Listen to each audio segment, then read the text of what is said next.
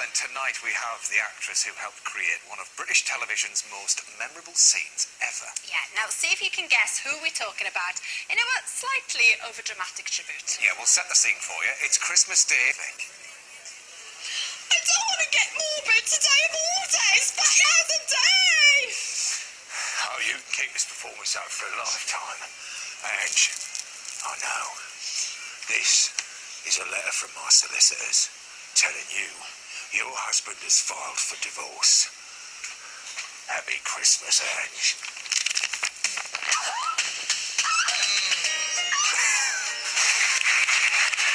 I think we can all agree her version of Angie was definitely better than mine. It's Anita Dobson! Yeah, we're sorry. Sorry you didn't mind, did It was you? marvellous, darlings, marvellous. Oh, great. Very many things that were remarkable about your time in EastEnders and that scene in particular. But one thing we would like to concentrate on is, of course, the hair, which I'm sure many people remind you of. I thought you meant now the hair. But No, because I mean, that was some perm. It wasn't a perm. I did that myself. I went in the morning and I did it myself. Wow. Yep. So was that your creation? Yep. Her hair was entirely your idea and all of it? Yeah. Right, okay. Well, the reason we're going Want to down know this how it road... was done? Yeah, go on. It was done with hair gel. I went on tour with the Rocky Horror Show to Italy, and a little Italian friend of mine, Gianna, said, "You must use the gel." So I did, and so that's how that look came So you about. scrunched it? Scrunched it with a hairdryer. And a diffuser? Just a hairdryer. Right. Not a diffuser, no. A hairdryer, and that's how you got the look. It's got all these hair tips are extraordinary. The reason we're going down this route is because today we're told that people shouldn't really be concentrating on women in particular, on their dress sizes, but their hair size. Yeah, see? Now, we reckon back in the day, Angie would probably have been about a size 16. I mean, not clothes, hair, you know. Do you seem to be in the fullness of the hair? We've got a chart here, you see. So there we are. Emma Watson would be a 0, me about an 8, and then Denise about a 14, and Barbara Wynn's a 20, because her hair's massive. So we want you lot out there to be brave and send us photos of when your hair got a little bit too big for its own good. Okay, we're after ballooning beehives, powerful perms. Send them all to our website. Yes, we'll see the best at the end of the show. And Anita here will also be telling us all about a new play based on one of the biggest feuds in showbiz. Right, now for many, owning your own home is still one of the most important things that you'll ever accomplish. Mortgage. How would you feel if that house was taken away from you with a click of a mouse? Justin Rowlatt has been to meet victims who, completely out of the blue, discovered their home was no longer their own. I find the most appalling thing I find is that people want so many details about you, about your life, your bank, your money, who you are, your family. It's kind of shocking in a way. And the fact that your identity can be stolen is just... And it's not even information terrifying. Not their person. No, that people are Googling, yeah. I mean, call me old-fashioned. I am old-fashioned, and being older now, there's a lot of good things about having moved forward into, like, you know, the modern age and technology and emailing and computers. But there's a lot of good things that were true about, you know, before then as well. And although we should embrace the new, we could keep hold of a lot of the old ways that did protect us. Yeah, I agree, actually. Absolutely. Well, earlier on we were talking about the feud that you had with Dirty Den when you were in EastEnders, and now you're involved in another one. Just give us an idea of who they were and why they were feuding so much. Well, it's the most scary thing I think I've ever done. I mean, I'm so nervous and excited about it, I think I feel sick most of the time. It takes a lot to put me off my food, but this has finally done it.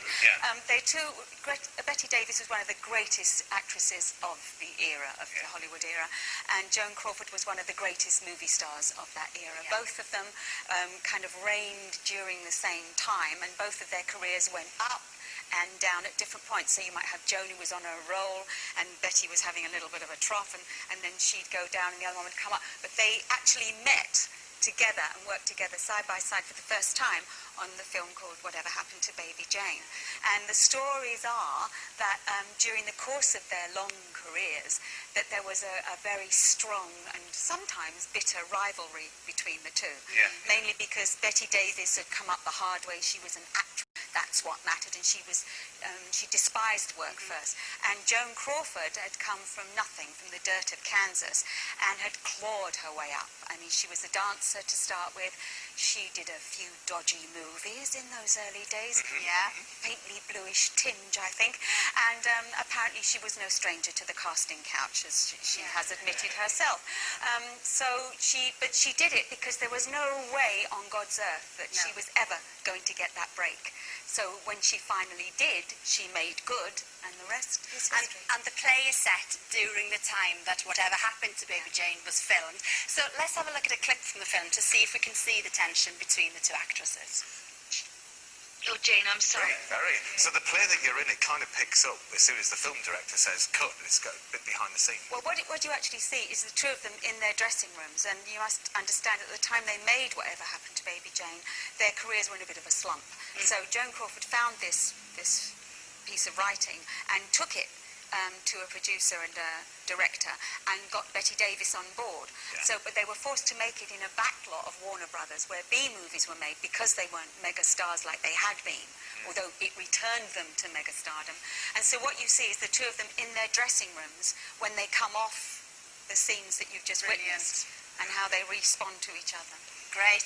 Well, the play Bet and Joan is on at the Arts Theatre in London from May the 5th. Right, well, here on The One Show, we've featured some incredible stories of heroism and bravery from World War II. But what you're about to see now even took our history man, Dan Snow, by surprise. Yes, prepare yourself for a daring rescue in the wilds of Burma in 1942 with a herd of elephants. Yes, elephants, saving the day. Few British or Indian Army troops available to defend Burma. As a result, by March 1942, the Japanese had occupied the capital, Rangoon. British soldiers were told to evacuate Burma by whatever means possible. Thousands of Indian, Burmese and European refugees fled west, trekking through leech-infested jungle for hundreds of miles. As they made their way towards the Indian border, the refugees were confronted with one last obstacle, the Chorkan Pass and the overflowing Datha River. There was no way they could cross that raging river, and it seemed like starvation, capture, or death by drowning was inevitable. But just then, help arrived in the unlikely form of a British tea planter called Giles Mackrell, who brought with him Mackrell marched a convoy of 20 elephants and their handlers from Assam on a journey through 100 miles of dense jungle to rescue the stranded. It was an operation that came to be known as a Far Eastern Dunkirk. Film footage shot by Mackrell of his incredible life-saving mission has recently been discovered. Kevin, it's amazing after all these years an archive like this comes into the public domain. I mean, how was this shot? Well, unbelievably, Giles Mackrell decided to take his 16mm camera with him while setting off on these unpassable tracks on the backs of elephants, also carrying supplies for potentially hundreds of people to survive for a very long time in the bush. Were they literally cut off by these swollen rivers? When they got to the Datha, at this point, the army said that the river was unpassable. This is the height of the monsoon, and these rivers are huge torrents, and there are several occasions where he waits and he can bring people across. Over the course of 6 months, Mackrell and his elephants helped evacuate more than 200 people.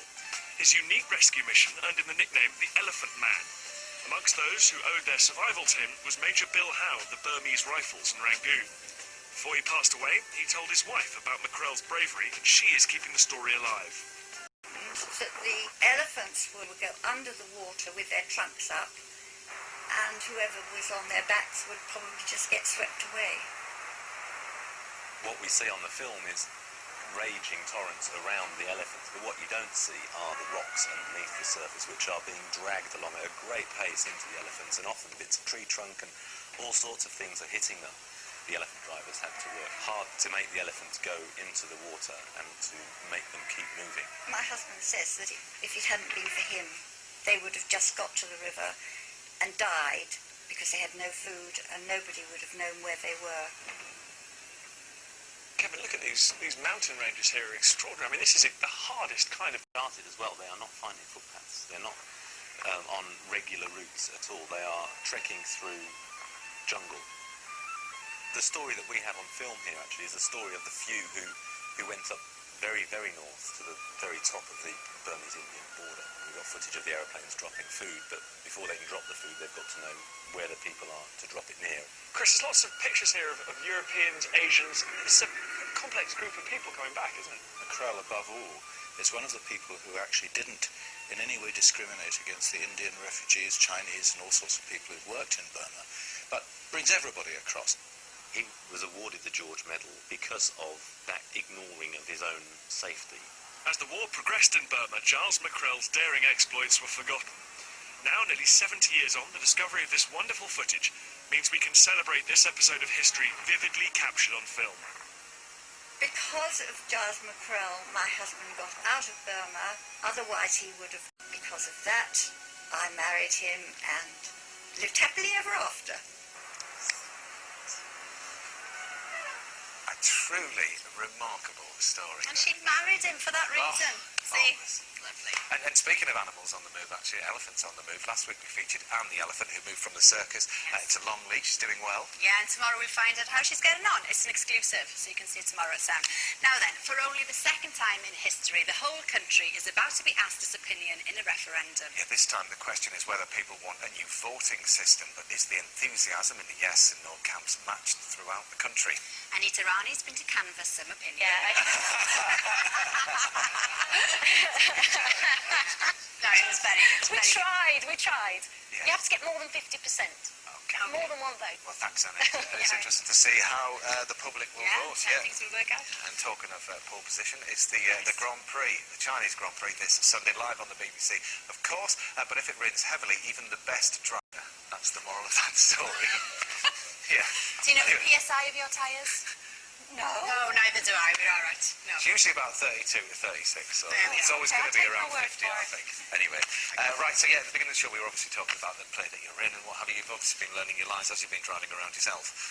I don't drive anymore. You don't? No. Okay. Probably for the best if you don't know your PSI. So yeah. who wrote and directed the play? The Betty and Joanie is written by Anton Burge, produced by Anne Pinnington, directed by Bill Alexander, and it stars Greta Scacchi and myself. Right. So do any of them have big hair? Greta does as okay. Betty. She's got quite a fabulous baby Jane wig. Oh, lovely. Well, earlier on we did Bit ask like you for Sharon's your here, big yeah. photos of your big hair. So do you want to start? This is Sharon Yeah. from Eversfield. Look at that. I'd say that was about a size 18, possibly. Okay. You know, and let's say now that's not dress size, that's hair size. Before Okay. we upset anyone. This is Lorraine in Portsmouth's dad. Are you ready, everybody? 1978. Woo! Oh, yes. Hey! Wow. Absolute music. Go on, Mrs. And this is Louise Barker from Lingfield, Surrey. Look at that, that's a size 22. This is my big hair. When I was 22, I was a bridesmaid at my sister's wedding. Very much, Louise. Huge round of applause for all of your big hair. Thank you very much indeed. Thank you, Anita, for joining us. The play Bet and Joan starts May the 5th at the Arts Theatre in London. And I'll see you tomorrow for our first Friday 1 hour, 1 show of 2011 with Shane Ritchie. See you there. Bye. Bye-bye.